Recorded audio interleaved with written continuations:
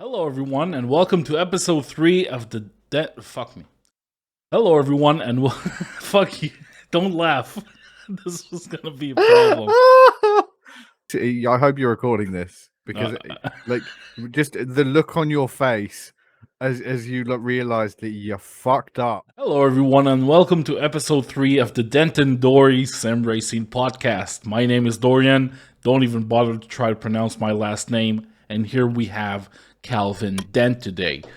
We are going to talk about hardware, mainly about hardware today, sim racing hardware. So we're talking wheelbases, wheel rims, pedals, add-ons, shifters, motion rigs, VR, anything you can think of that's related to our beloved subject of sim racing. Calvin, how was your weekend, buddy? Been a good weekend. I'm raring to go today. Normally, I'm a little bit tired out from sim racing. I've talked about it literally for the last 2-3 years, non-stop, every day. I had yesterday off. I didn't really talk about it yesterday, so I'm feeling like I've had like a sim racing nap. I'm ready to go, my friend. Let's do this. Had to charge the old batteries. Yeah, there's some racing fatigue in our little group of friends where we're constantly practicing every day for stuff. Someone's always practicing for something, so we always end up talking about it all the time. I think the first topic, the first main question regarding hardware is the age-old question of, does better hardware make you a better driver? Does it make you faster? Does it make you more consistent? And does the results get better as you invest more money into your rig? Calvin, I'll let you start off with that one. I think, first of all, let's just start this off by saying me and you have very, very different style of rigs, which can kind of really lead into this conversation well, right? So I have what a lot of people would consider not a really high end rig, but it's I think it's up there in terms of compared to what most people are running on a day to day basis. So I'm running VRS pedals on a SimLab rig, Fanatec DD1, VR, and I have a decent VR headset as well. So I have what most people consider a really decent rig, whereas you have a good rig, but you have middle of the line components attached to it, and you Yeah. also run on a TV that runs. Is it 10 frames per second? 13 on a good day. so we both run on very, very different sides of it, and you have a higher I rating than me by over 1,000. Now, there's obviously loads of stuff that goes into it, but if we just look at it, I believe me and you are fairly similar pace. If we average it out, and you're on, in the greatest way of saying this, worse hardware than me. So obviously, in terms of a conversation, could we say that TSPC and TLCMs is all you'll ever need? That's it. Conversation done. TLCMs, TSPC. Yeah, Just buy it now. Yeah, done. Save your money. So starting off with this, it's important to note that you don't need really, really high end stuff to be really, really quick, and I'm sure you'd agree with that, Dori. 100%. And I think there's a lot of people out there that there's this thing just to go into this. I feel like there is a bit of a thing in sim racing that the cooler high end stuff is more about confidence than it is about actual performance. I'm terrible for it. If I get into something, I always want the best of it. If I'm in, I got into kickboxing, I had to have really, really good gloves because I felt they made me punch better. They made no difference at all, but they looked flashy, so it made me feel better. And a lot of the time, that confidence, it does help, and you may get faster purely because you feel like, I've got all the really cool stuff. I've got really high end pedals. I've got really high end rig. Yeah, I've got this, and it gives you a bit more. It takes away those second guesses of sometimes you go into the race and these guys they've got higher air than me because they've got better rig. They've got better this, that, and the other. So it gets rid of a lot of those silly little things in the back of your mind. Right. It's funny that you say that, but because having, let's say, suboptimal gear, like I do, for example, kind of puts a chip on my shoulder and makes me try harder. because I know I Okay. gotta work harder. Because here's the big difference as far as I'm concerned, right? Just gonna lay it out there. Maybe we'll move the subject along a lot faster. Here's the main difference. I think when you and we get on a track, get on a certain combo, we'll get to somewhat similar pace. I agree. You're a little bit faster in LMP2s. I might be a little bit faster in GT3s, but we're somewhat similar pace. Um, the thing is, you usually pick up, and this is could be a trait that I have as a person, not necessarily related to my gear, but I think it's related to your gear, where you pick up on a combo. Like if we jump into a random combination of car and track that we haven't ran in a while, you'll pick up your pace faster than I would. We might hit the same wall or a very similar wall, and after a billion laps that both of us done, it's gonna look very very similar. But I think if we only had an hour to practice for a race, you would have an advantage. I think that's where really high end VRS pedals, direct drive with a lot of newton meter and a lot of communication, that's where that comes in. So I'm gonna have to pick up stuff more on memory, right? Rather than quote unquote muscle memory. So instead of reacting to what's going on the track and have like let's say with a direct drive wheel, a lot of the time it will give you sensations that you don't feel on a belt driven, and because it gives you those sensations, you're not looking for their triggers elsewhere, where I have to constantly listen to the tires and learn sort of by heart how the car's going to react on every different corner and every different scenario. So I'll need eventually a lot more laps than you do, while your wheel will be able to react in real time to whatever's going on, and you won't have to remember everything, and you can just get on with it a little bit faster. I think those are the massive differences, like the biggest difference between a really well sorted direct drive high end wheel and like a Thrustmaster or any low end or mid range wheels that aren't direct drive. So what you're saying is that for me compared to you, it's all in the wheel and pedals, because that's offensive, my friend. No, I get what you're saying, and I think I can see where that comes from, which is all the more depressing when I know people that can pick up a track in 3 laps. It takes me 3 hours. So I'm so the that's same, man. I'm not salty at all. I'm not going to mention any names in that one. So yeah, I get what you're saying, and I think obviously I had a similar setup to you previously, and I can see what you're saying. It's a really weird sensation going from a belt driven to a DD. There's just a difference in feel. It just completely changes the way it is. Obviously, pedals for me are the big one. Yeah. And we've spoken before at length about TLCMs as pedals, and like they just don't have a lot of feel compared to the higher end stuff. So that for me would be like where a lot of it will come in. So yeah, no, I completely agree with you. Now, one other thing that we've got very different, I race in VR at 90 frames per second. Mm-hmm. You race on a TV from 2003 with a really low refresh rate and a response time in the minutes. So now Let's don't. My TV does its best. All right, let's not talk shit about my TV. It tries. All right. it has a little crank arm on it to turn it on, like one of those old cars from the It old can day. be battery operated. It may be up. It's the Ford Model T of TVs. Look, it It still gets there. works. But do you think that having like high refresh rate, high response is like really, really good? Do you feel like if you went from what you've got now to say 144 hertz or above monitor with a 1 millisecond or lower response time, do you think that would make you faster, more consistent? Do you actually think that it would make a difference, or do you feel that because you've spent so much time on your, we'll call it a TV, do you think you've kind of got used to it and it wouldn't really make much of a difference? Tell you what it is. If I'll switch right now to like a Samsung G9, top of the line, ultra wide, 240 hertz, 0 or 1 millisecond input lag. Everything's just beautiful and crisp and clean.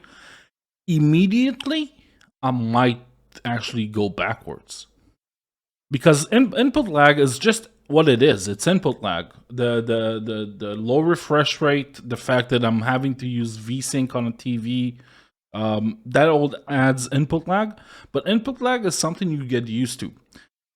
Where I lose out with input lag is reaction time. So when something happens with the car, I react late. But as far as having a perfect lap, as far as optimal pace, I don't foresee a big change. I do foresee a big change in overall stability, like feeling the car on the edge and being more comfortable there. And from that, I could definitely see an improvement for me as a driver. But it wouldn't be immediate. I would first of all have to go through a lengthy period because I'm not 16 anymore. I learn things pretty slowly nowadays. What are you gonna do? It will be a period where I'll have to adapt to the new input lag and the fact that I have none, and everything is way more responsive. And after I adapt to that slowly over time, I will probably manage to build a little bit more pace out of it, a little bit more consistency out of it. That's what I think. Yeah, I think where for me I can see the advantage, and I've gone through this a little bit, probably not as dramatic as you will when you go up to something post 1995. um, but I had a Valve Index previously, which is 144 hertz, really high refresh rate for a VR. It's not Pimax, or I think the Varjo Aero goes just as high. But I went to the Reverb G2 because everyone said about the clarity, but it's only 90 frames per second. Mm-hmm. I noticed that difference, Really? I definitely felt it took me a little while to adjust to it. And where I find the difference is in the pack. Like having that high refresh rate in pack racing, I feel helps massively. I don't think I lost any or gained any time between the VR headsets, but I definitely feel like when I was in the pack on the Index, I felt more comfortable because everything just felt a little bit snappier, a bit more fluid. Yeah. It's kind of hard to describe in a way. It just felt better. It felt more comfortable in terms of what I was looking at. And that's where I feel like it really helps. So if you're running Skippies or Mazda MX-5s, which like quite often have, or like the biggest one, the Formula V, because you can go 5 wide through most corners in that car. Like if you are running those slower Formula cars, or you're running like more like production cars, where you are going to get a lot more packs, I feel like that's where you're really going to get the big gains from like a high refresh rate setup. Obviously can't confirm this as fact. This is all based on feel. At the end And of the day, experience. it all makes sense because, like in any field of esports, you want to have the lowest latency, so the reaction time will be potentially the best possible. And you want to be able to react things on the fly and want everything to be super smooth. So when you say pack racing, that makes perfect sense because you want to make a lot of nuance motions with the pedals and the wheel, a lot of very minute inputs that just locate the car perfectly through the straight and through every corner, and you don't have a lot of wiggle room. So when it's smoother and reacts faster, you have more confidence to do so. I understand completely.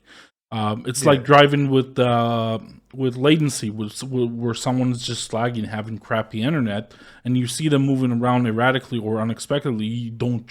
The problem with that is you don't trust where they're gonna be when you're gonna be there. So you don't know where they're gonna be. You won't be able to predict where they're gonna be. So sometimes that makes you feel a little discomfort in racing them. So it's the same when you have that input lag on your system.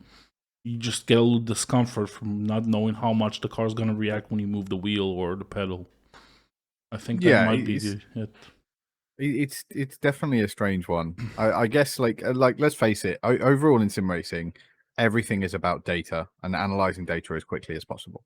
Yeah. When it really comes down to it, like especially if you're racing in a pack, you're trying to analyze where car A, B, C, and D are, where they're going to go, what they're going to do, and all your decisions are based around that set of data, Hmm. factors into your decisions. So the faster you can receive that data, the quicker you can react to it. So I do think there would be a big advantage to it. So yeah, I think yeah, go out and buy high refresh stuff. It will it will definitely help. Now, one other thing, so we both have a very similar rig in terms of like actual frames. So we both run aluminium extrusion. Hmm. Yours looks a bit chunkier than mine. Like I'm on a Simlab GT1 Evo, the pre 2020 model. Which like has the tiniest bit of flex, but you don't really notice it while you're driving. Yeah. So we don't really have a lot of flex on our pedals, or our rigs in general. I've raced on rigs with a lot of flex in. Tell me about it. I've had Uh, terrible rigs. yeah. So do you think that like so I raced using an old battered RC RS1. One of the problems that rig had in the old days, I think they fixed it now. I know a lot of the track racer stuff, like their early RS6s, Hmm. the early TR8s had, was the hinge for the pedal plate was fairly too close to the front of the pedals. So what that meant is when you really applied pressure onto the pedal plate would flex quite a Would significant bend, amount. It yeah. would really bend. Now, I've never noticed that it really changed things for me, but it is one area that I think not a lot of people really look at when they're deciding on a rig. Is am I looking at the construction of the pedal plate? Am I looking at that side of things? And I feel it's an important aspect to look at, Yeah. especially if you're like don't be wrong, if you're on a set of Logitech pedals, it's not going to matter because like you don't need to apply really any force to them anyway, so it shouldn't really make too much of a difference. But if you're on TLC, like a load cell pedal or a really stiff potentiometer, I feel like that pedal plate flex can really throw you off your game. So that's what I was about to say. When I moved, I had this open wheeler rig that had a super flexible pedal plate, and I was running T3PAs for a long time. I had a Thrustmaster T300 with the stock pedals, the T3PAs. That's a potentiometer brake pedal. That's not a load cell. And there was a ton of flex, but I never really cared. It really never really bothered me that much, because when it's with potentiometer, you don't really notice the flex on the pedal travel, right? When you see the graph moves up and down, you don't really notice the flex. But the moment I got TLCMs, which is your run of the mill load cell, it's not a fancy load cell. It's not a very powerful pedal spring. It's not gonna take a lot of pressure to max it out. It was extremely noticeable to a point where it was undrivable. If you got a load cell brake pedal and you got flex on your brake plate, you are losing tenths, if not seconds, per lap, and you will have a problem with consistency and and learning muscle memory of when to trail brake and all those nuanced things that you have to do with the brake pedal.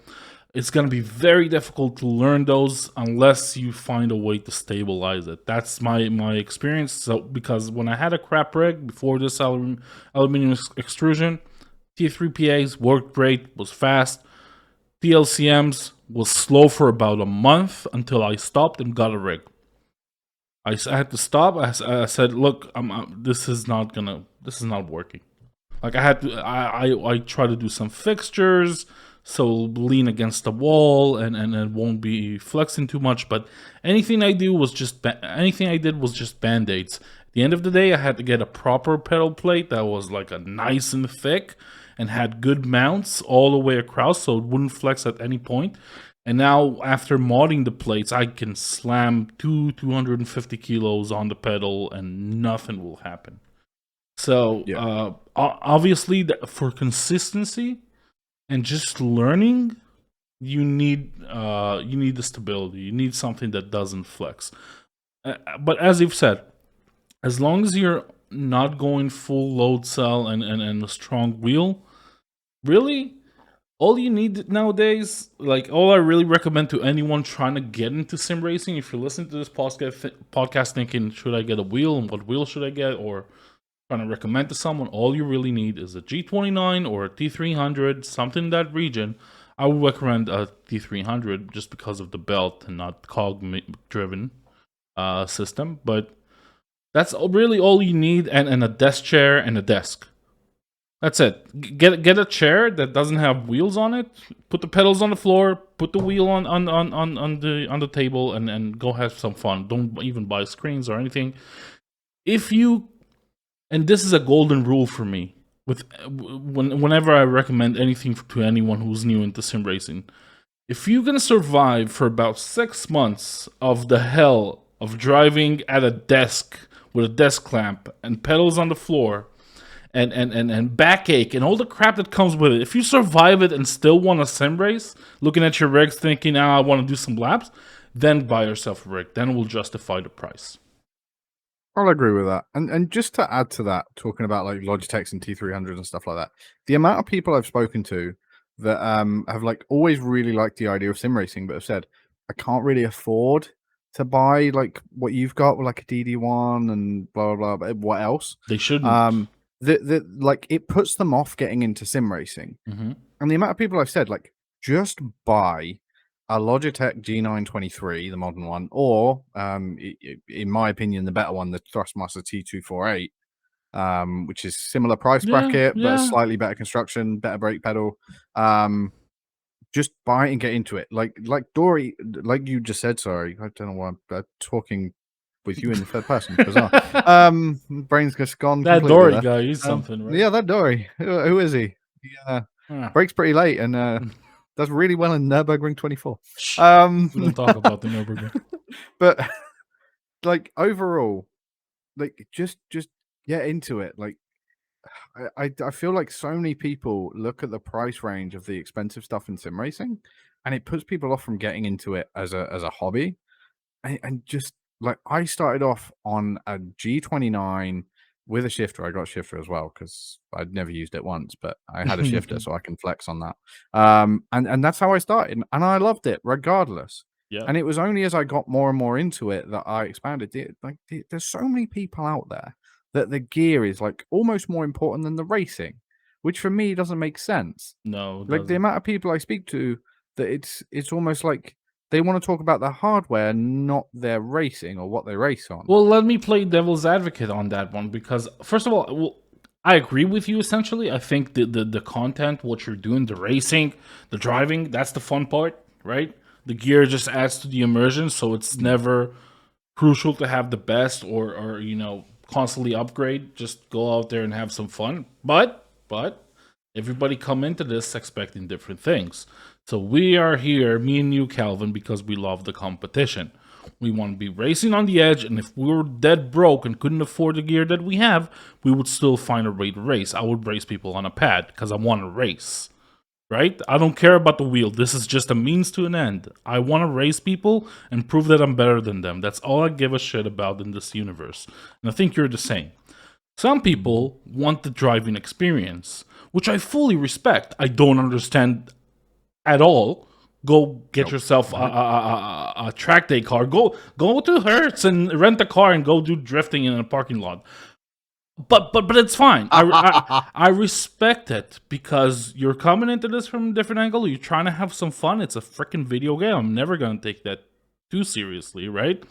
So if you're coming in this just to have some, like you'd watch Niels Husingveld's YouTube channel, he would openly say, "I don't really care about racing. I just want to drive. I like the driving experience." You will see him do laps in AMS1 and other older sims that have really good driving experience. He would mod these cars and just drive for laps, days on end. And I used to be like that when I was much younger. When I used to do laps at Race 07.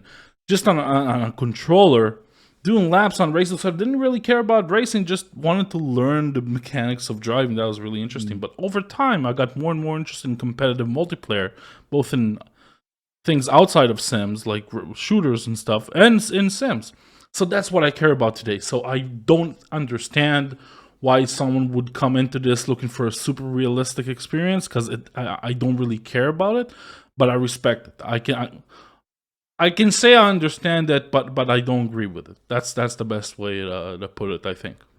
Yeah, I'm entirely the same. Like I don't understand people that buy a rig at ridiculous sums of money, like the people that buy motion rigs to run laps of an old F1 track in a 1960s F1 car That's it. That's all they bought their rig for. I don't Well, understand. that can be I fun. don't. To be No, fair, I respect it. Don't I respect it? Right. I enjoy the idea of running 1 or 2 laps for a laugh. I don't think it would justify me spending that much money on it. I just that's don't. the thing. That's the like thing. I look at that and I think like I've spent money because I like you said, like I love the competition. I just want to race people, and I don't just want to beat people. I want to break them. Like and that like when I'm getting hyped up to race, it's the Yeah. idea that like you're gonna know that Ooh. you lost to a sweaty ginger bearded guy in Milton Keynes. Like that's what does it. Maybe You're gonna not know you actually lost the to a ginger guy who bearded lives in thing. the desert. but that's what does it for me. Yeah. I could never buy a rig just to play and just run laps in time trial mode. I don't. I think you could if you haven't been exposed to that part of racing, of simulated racing. If you haven't been exposed to the fact that there's huge communities on most sims that race each other on a daily basis and a weekly basis, endurance race. If you haven't been exposed to that, but you do love your driving, you love your racing, you live in some place like Canada where it's minus 40 Celsius half the year, right? And you can't drive anywhere. I understand the purchase. If you can afford it and really you don't really care about spending that kind of money, by all accounts, do it. It helps the community develop better products because people are purchasing more. So, I see it as an absolute win that people just buy rigs to go driving around. But that's not why I got into sim racing. That's why there's sometimes a lot of conflicts when people you see in the comments that would talk about what gets them into sim racing, what they like about a particular sim or not. It's all because they're coming in from different angles to this. Like, we like to race. If we couldn't race this, we'd probably race Mario Kart. We just want to race. But some people just want to have the driving experience. And I tell you what, I get why they would spend that money on a rig, right? Because you want the immersion. You want the direct drive. You want great pedals, hydraulic pedals. It'll cost you £2,000. You want the motion rig that's £4,000, right? And the angles and everything it gives you. You want the best VR with a 3090 to run it at a billion frames a second, right? Just so you can jump in for an hour a week. Jump into your rig and feel like you're Ayrton Senna. And feel like you're Michael Schumacher. I understand that. And I respect that. Because you know what? If that's all the time I had in the world for Sims in general, that's probably something I would do. I have more time. Yeah. Sorry, can I just say? Can someone just clip that? Like that was beautiful. Like that was like a romantic. Like you went just for that one hour a week. You can feel like Ayrton Senna. Like that was beautiful for just £5 a month. It sounded like a charity fund. For this £5 a month, you can feed ginger people. I get that though. I do get that. So speaking about, because you mentioned motion rigs. Yeah. Now, what are your thoughts on motion rigs? So crap, don't buy them. I'm just doing make it short. That's it. Done. Let's change subject. Let's change subject. Crap, don't buy them. They don't give you anything. They're fun for the immersion. If you're going VR and you want to have a fun rig, as I've said, 30 minutes, an hour, a week, you want to just have a blast. You don't care about money, do it. Performance, it's never going to give you any. Forget about it. And for most people, and unless you set it up very, very, very, very specifically and gently, it's just going to get in the way. It's not going to help. It's actually going to take away, especially if it's badly tuned, it's going to take a significant amount of from the experience. It's going to make you worse in a lot of situations. Sometimes motion rigs, when well tuned and they're good and well calibrated, they can not deter, not take anything from the experience. Maybe even add a little bit. Most of the times, most of the rigs I've driven on, most of the opinions I've heard, they cost you time and they're not fun.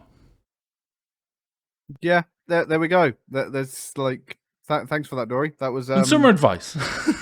Yeah, if you're a motion rig manufacturer and you would like to sponsor a podcast, probably not us. Yeah, like there's plenty of good. Yeah, Yep. It just motion rings out the bin. So on as we've clearly gone on to quick fire rounds of discussing hardware, what are Yeah. your thoughts on bass shakers, butt kickers, tactile feedback? And I'm going to include the Sim 3D Rumble kit Oh no. in this. Boo. What are your thoughts on those extra bits of feedback? They're because they're not a huge expense. If you enjoy them, I don't judge you. If you spend an extra £100 on a bass shaker because you like a little rumble in your butt, or on a rumble kit for your pedals so you can feel where the ABS is kicking in and adds a little bit to the immersion, maybe helps you learn a new thing or two. By all counts, it's it's pocket money. It's not like you're gonna spend £4,000 on a motion rig and tell me, look, I gained 4/10 because of that motion rig. I wouldn't believe it.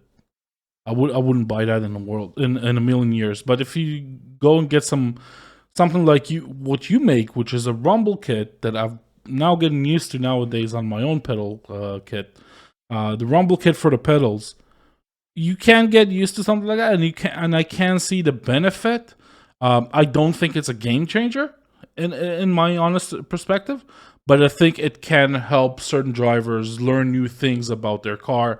If you're trying to get used to the GT3 cars, for example, I think something like a butt kicker or a pedal rumble kit that tells you when the ABS is kicking in is probably a pretty good idea, because it takes a long time to figure out the ABS mechanics in iRacing, especially with GT3s.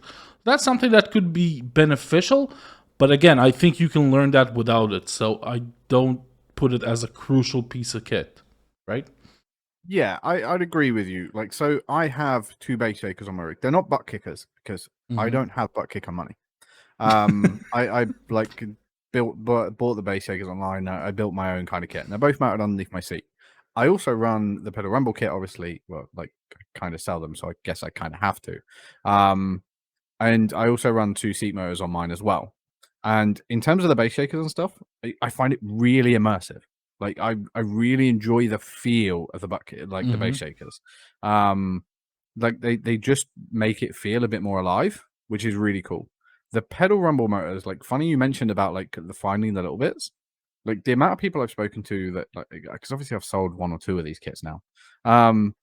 The lower, slower guys that are kind of getting into it, and I'm talking Irish specifically here, because these are most of the people that bought the Rumble kits tend to be on iRacing because it's like looking for that competitive edge. Those guys that are like the 1 to 2K pace, like they're always coming back. Like, I found 3 seconds on this track. Like, I had a guy last week Three tell me seconds. I had a guy say he found 7 seconds within half an hour at the Nordschleife. 7 seconds in a GT3. And he said the reason why was, one, because he could feel where he was on the brakes, and because he could feel where he was on the throttle when the back end was moving around and stuff like Right. that. And the difference is, like, someone like you're like over 6K now. You Mm-hmm. are what is considered the like near the top tier of iRacing. So you've already gone through that. You've learned to feel it in other ways. Mm-hmm. You've learned where that is. But for those guys that are like that, the slightly slower end, Mm-hmm. it gives you that thing that you just haven't learned. Like, you haven't learned to find that feedback in other ways, like your audio video. So your audio video talking about tire sounds and stuff like that. Yeah. Like, people learn, if you've learned through that way, I get it. Speaking to some of the pros that have got my Rumble kit, like, they don't find pace with it. What they found is just a little bit more consistency. And when it comes to like warming up for a big race, Yeah. they can get on the pace a little bit quicker because they just have got that feedback. So They got a kind little of more more information ingress. coming out of the car. Exactly. They learn faster. I get that. I get Yeah. that. So on that side, it's there, and I feel like you'd get the same with a bass shaker if you set it up in the right way. Most people are running a bass shaker, including me, mainly because of the pedal rumble kit, is more for like the way the car feels. So when I go over a curb, I get a nice little bumpy bump, Yeah. and stuff like that. So I think both have their merits. I get, like, I agree with you. I don't necessarily think either of them are game changers. Personally, I really like the pedal rumble kit. I don't think I'd enjoy sim racing nearly as much without it. That's my personal opinion. Obviously, I sell them, so I'm biased as all hell. So like, if I get messages all the time, what do you think of the rumble kit? Do you think they're worthwhile? I never answer, and I always say, like, I'm biased as all hell, and I'm always going to be. Like, look at the reviews online.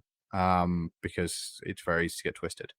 So yeah, Yeah, that's obviously it's gonna be subjective as well. Like some people will swear by them. I'm sure someone who took 7 seconds off their lap time is gonna be doing all the marketing you'll ever need for you.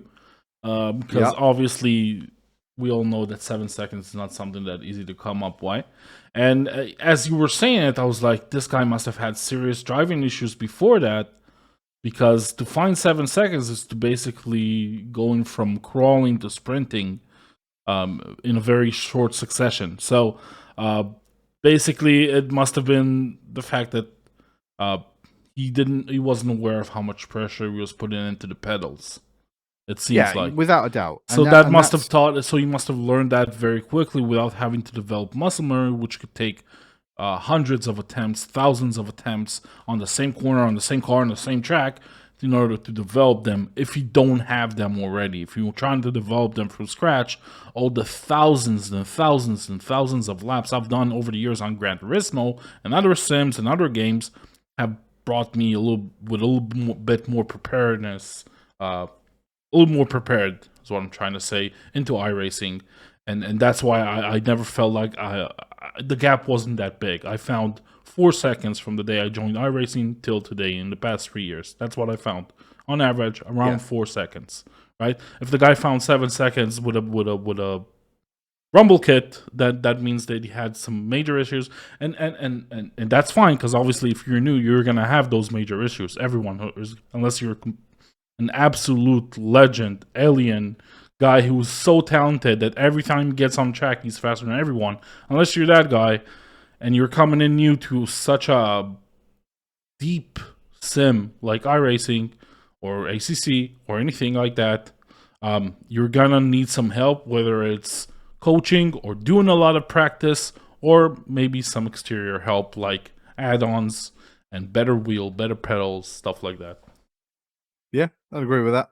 I think we'll end that subject there, because if not, I'm going to sit all day spending talking about the Rumble kit. So we'll talk about something else. Just talking about one thing quickly before we move on. Mm-hmm. Um, there's a lot of people that buy expensive racing seats, Yeah. like FIA approved racing seats Sparko for sim FIA racing racing. seat. Like, this is something that I like. I'm not sure how I feel about this. So me personally, I have an FIA stamped bucket seat. I think it runs out next year, which means I need a new one for sim racing.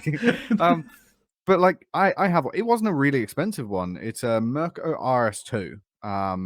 Now just a quick one. If we're talking about bucket seats for sim racing, if you race in VR, don't buy a winged bucket seat, because when you look left or right in VR, you're gonna hit your head. This is like, don't ask me how I know this. It's no, I haven't at all looked to the left to look out the side windows and smacked my face on the Never wings of happened. the I bucket was never in seats. voice chat when that happened either. I had a friend who, when I first got into sim racing, knowing the rigger that I had, would intentionally pull up next to me during races and start saying, "Hey, look over here, look at my livery," just to get me, so he could get the joy and the satisfaction of hearing me go, "Ow, my face!" Like every time.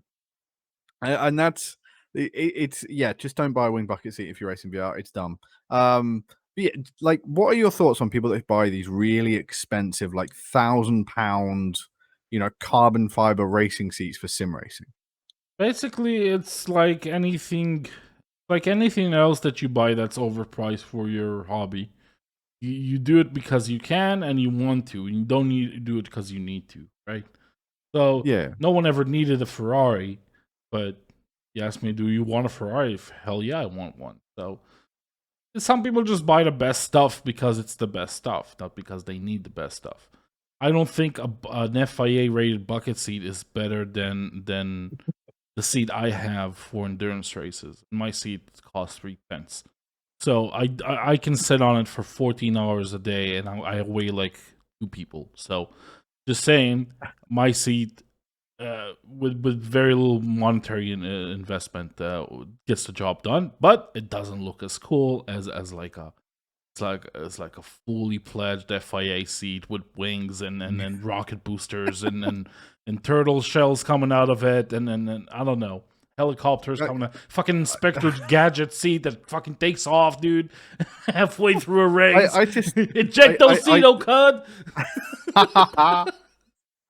just quickly, we're discussing that no one needs a Ferrari. I'm going to be Yeah. honest, and I'm going to throw some shade right here. Yeah. Lewis Hamilton needs a Ferrari right now. I'm sorry to any Lewis Hamilton right now. Shots fired. Everybody in their homes.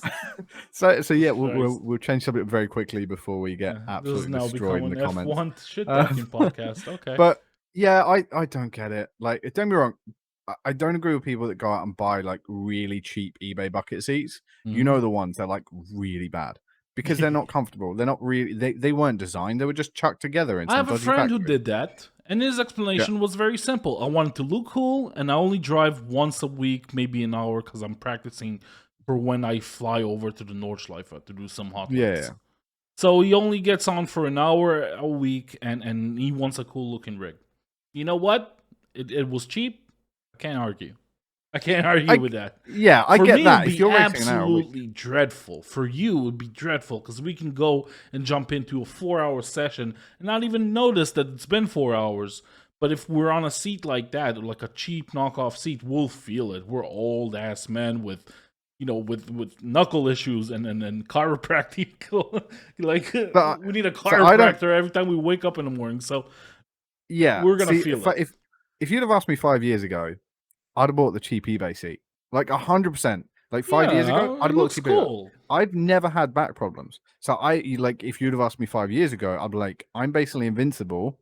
Like, I'm however years old, because I'm not going to tell you. And I would have just gone with the cheapest possible seat that I could get, right? Because I wouldn't have worried about it. Now that I'm getting older, I kind of like want to make sure that I don't have back problems. I need that cushion in my life, bro. I need that cushion in my life. Like, I've done 6-hour endurance races before, soloed them without a problem, but I couldn't imagine doing it in a dodgy seat. No. Like, that's a honestly, rough one. In a rig, the seat, the pedal plate, and the wheel mount are the most important things. So don't look at the small details, whether it has wheels or stands. Don't look on whether it has a place for your keyboard. Look at those 3 things: how comfortable and how good the seat's gonna be, and how stiff the pedal plate and rightly set will be, and the same with the motor plate. So yeah, that's the only thing I would look at in a rig right nowadays. So let's leave it there. I think we've covered hardware without going on a deep dive and going right down the rabbit hole. Okay, everyone on Spotify, thank you so much for listening so far. We are going to move over to our Dented Doors segment on YouTube, where we're going to watch people crash and do all sorts of amazing things in sim racing and react to it. It's going to be a lot of fun. So if you enjoyed this video so far, leave us a follow on Spotify, leave us a like on YouTube, and check out our next segment, Dented Doors. All right, so this one is TCRs at Summit Point, just a random like I got from officials. We got the Audi and the Honda going side by side into the final corner here, lap 4. A little bit of contact. Oh no, Honda's just off. Where's the Audi? Oh, the Audi's dead. Oh, the Audi's gone. The Audi's really dead. The Audi's had a bad day. So what happened here? Let's see. We got them going side by side. All is well with the world. It looks like the Honda is moving across a little bit. I think it is. I don't think the Audi was moving. I think he kind of stood his line. He could have gone a bit further. Yeah, he's just straightening up a little bit as it's a little kink. I get that. I don't put this on the Audi at all. It's on the Honda. Like, the Honda moves across on him because he's trying to line up for the next corner. My question is on that is why? Like, why would you go for a pass there? You've got a car that's maybe half a second behind, I'd estimate, looking at that on rear chase. So you've got a car half a second behind that's going to get a completely clear run through the final corner. 2 cars. They have a bunch of cars here too. Yeah. So you're going to have a bunch of cars that are going to come through that final corner a lot faster than you guys are side by side. So straight away, one of them should have backed out and just fought for it into the next corner. Because if that Audi backs out now, like brakes, lets the Honda through, and just sets up to get a rocket ship through the final corner, he's going to pass him again before the next corner anyway, because it's a bit of a run especially in TCRs into T1. Yeah, Like just it's just silly. I don't it was so like the pointless. incident aside. I mean, the incident's one of those because they're quite fast into that corner. Like obviously, you've had quite a run up to that corner. It's just bad luck, and I feel really sorry for that Audi. I'm really hoping that guy's not in VR because doing That that would flip make in you VR. nauseous. Yeah. It just flip, look, whoop. Oh I hope you've no. got a bowl sat next to your rig if you're in VR in that incident. Like I really do. But yeah, It's just a silly 100%. It was just not worth it considering how many cars they had behind him, and the fact that he was gonna squeeze them in so tightly on the outside just to get a slightly better exit. Not worth it as well. Forget the net go that could have occurred. It's just you don't want to contact another car if you don't have to. You want to initiate contact sometimes to create pressure and move them around a little bit on the track, without killing them. Of course, that will be the objective. But here contact was so unnecessary and so dangerous because you're braking high speed, gonna turn in, the car is unsettled. You don't want to be initiating contact. Obviously, I'm pretty sure that was a mistake. You didn't mean to do that, but look at how much you're playing with fire when you're trying to squeeze someone this tightly in high speed, fifth gear, high RPM. You're just playing with fire. All right, everyone. So we have a special one here. I want you to look at it. So basically, we have FFX at Road America. This is the leader, P1. They're finishing the outlet, about to get started on the start-finish. But there's one guy here who's not really sure what position he should be in. He's not 100%. It's P2. Yeah, P2 is a little further ahead of the group here.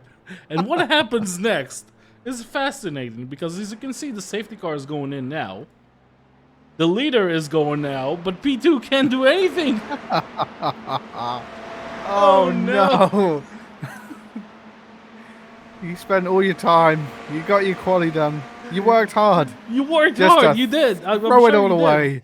You get that P2. It's not easy to qualify P2 in FFX. Oh. And then you go and throw it all away because you couldn't even pay attention to who's leading the race and who you should be behind. He just thought everybody, he probably just thought, everybody will catch up. I'll just follow the safety car. And the leader's like, nope. The leader's like, I'm happy to releasing from here, baby. That's like, you get those people that like stick right on the safety car in P1. They're like right on the safety car all the way up to green. Like all the way, right? Yeah, it works if you're in P1, but when you're in P2, sticking with the safety car doesn't work so well. He keeps losing positions as well. I think he lost like 5-6 positions. Yeah, easy.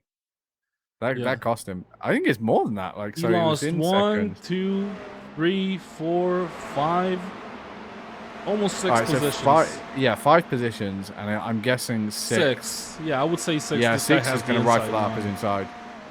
Oh no! Oh, that's you so could rough. potentially lose 7. I think 7 would have gone by the end of the straight. That's rough. All right, that's just a lesson for you. Try to look around you when you're racing with 20 other people on the track. Just if you learn one thing from like watching this podcast, because you're not listening because this isn't on Spotify.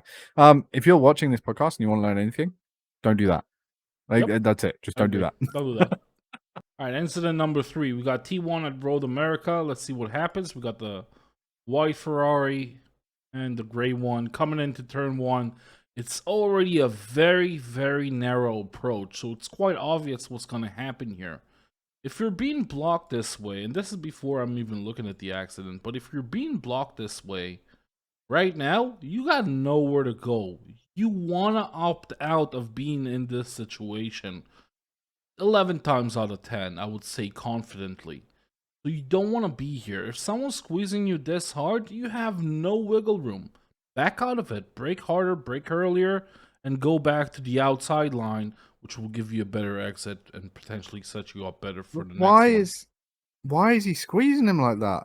What's he doing? I don't know. They're coming in from the straight. Oh, it's his prerogative. To be fair, he's defending his position. He's leaving him just enough space on the track. The gray Ferrari's prerogative is to squeeze the hell out of him, and he's doing But just he hasn't. that.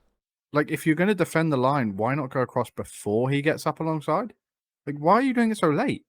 Like, Because just maybe he go doesn't across want the to right over close on. the door. Maybe he doesn't want to close the door because he doesn't want to lose the pack. Mm, He just wants to squeeze him out of contention, which I think he's done so quite logically because he haven't moved that late.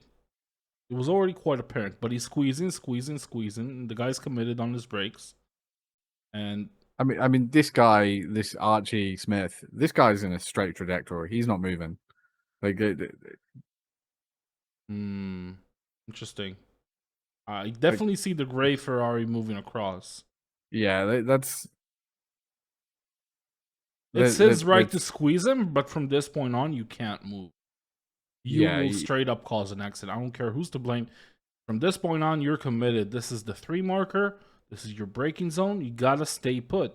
You can't keep squeezing people into the lines when there's grass on the other end. That's just gonna cause an accident.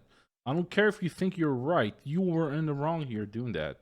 I defend the gray Ferrari at first, Roger, but not anymore because I think he's the only one to blame for this accident. Really, because this guy was letting his intentions known well before. He was like, "I'm mm, taking this inside line, buddy. You're gonna leave that door open. I'm going for it. I'm sending it." So he already yeah, knew that. He already the Roger already knew that, but he only committed to doing something about it so late that he's the one who caused the accident. Even though the white Ferrari is very aggressive and should have by all means opted out of it because he had a bad run.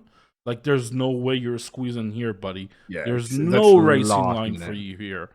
All you're gonna do is just gonna wash out and lose a shit ton of time. So, right, Ferrari had no reason being there, but still, he was committed to the line. He broadcasted it well in advance, and the gray Ferrari just moved across and reacted late. This could be a result of a classic. I was driving through my rear view mirror incident.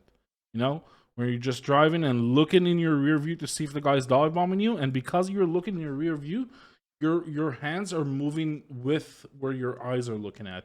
The first thing you learn in driving lessons, you want to put your eyes where you want the wheel to move towards, right? So if you're looking in your Yeah, mirror and the guy is on your right, you're turning right kind of naturally.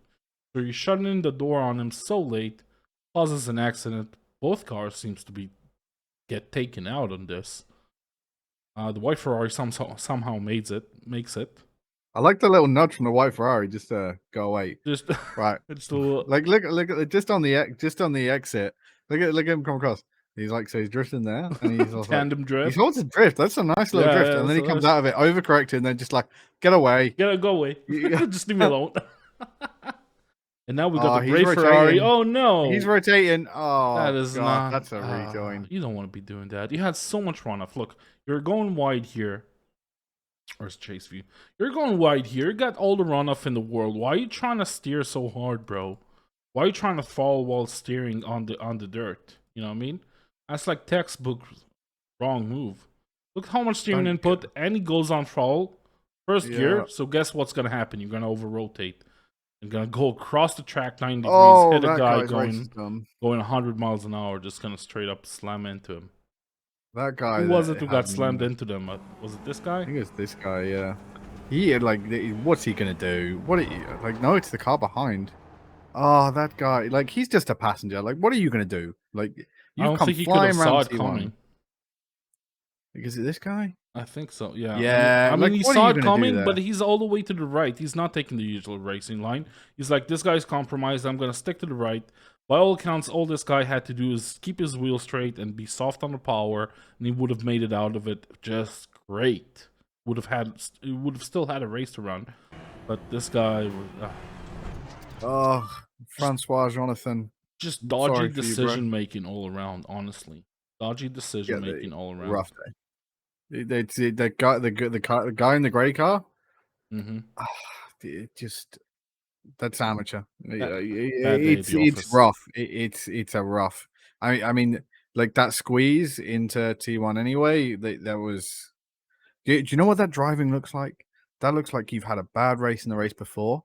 One of those ones where you should just put the sim down for an hour or two. Yeah. The second race a little bit angry, and they're like you just You're not fired it giving on the up on gas. an inch. You're not T1. giving up on Yeah. anything. It's all ego, and you end up crashing because of it. Yeah. Yeah, it's just that's I lost 50 I rating in my last race. I need to make it back in this one. Yeah, Like that's that's the that's worst bad. mindset you can have. All Like, right, moving on.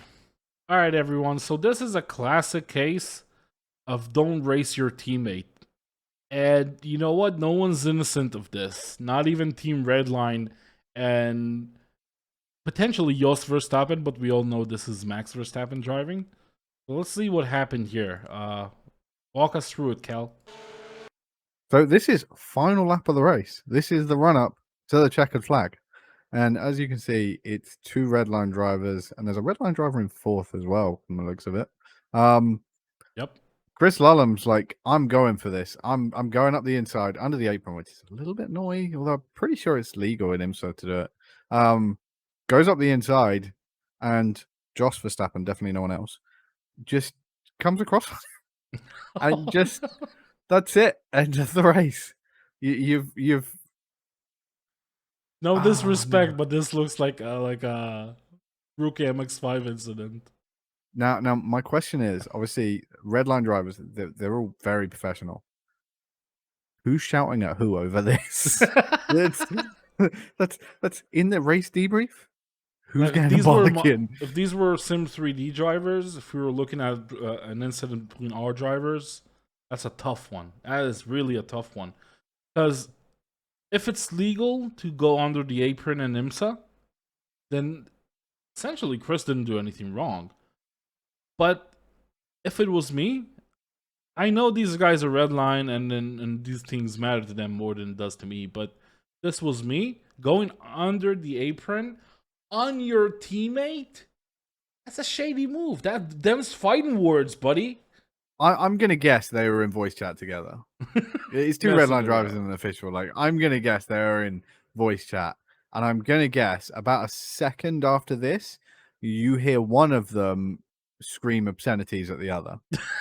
I think both will. Like that's a rough one.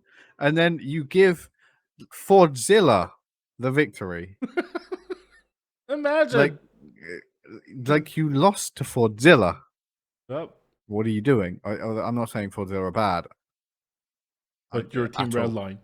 Yeah, your team Redline. You're Chris Lallum and Jos Verstappen. Chris still had a But car. He finished the race.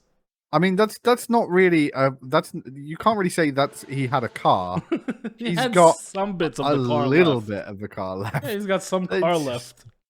All right. On a positive note, we've actually recorded a full podcast again for the third time.